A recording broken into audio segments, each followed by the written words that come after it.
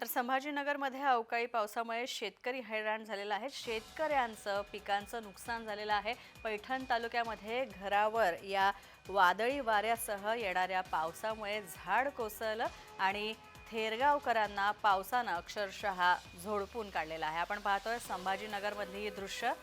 भलं मोठं झाड हे घरावर कोसळलेलं आहे पावसामुळे। विजय शिडे आमचा प्रतिनिधी आमच्या सोबत आहेत। विजय, संभाजीनगरमध्ये हा पाऊस आणि या जोरदार वाऱ्यामुळे पावसामुळे सहसा झाडं कोसळण्याच्या आणि विद्युत खांब कोसळण्याच्या घटना सुद्धा घडतात। काय परिस्थिती आहे संभाजीनगरमध्ये? नक्कीच न्याय पाहिलं छत्रपती संभाजीनगरच्या पैठण तालुक्यामध्ये आज नुकताच सायंकाळी 5 वाजेच्या दरम्यान थेरगाव या परिसरामध्ये जोरदार पावसाने हजेरी लावली आहे। त्यासह वादळी वाऱ्याने देखील हजेरी लावली। त्या वादळी वाऱ्यामुळे थेरगाव वरची या परिसरामध्ये जे आहे ते मोठ्या प्रमाणात शेतकऱ्यांचं नुकसान झालेलं आहे।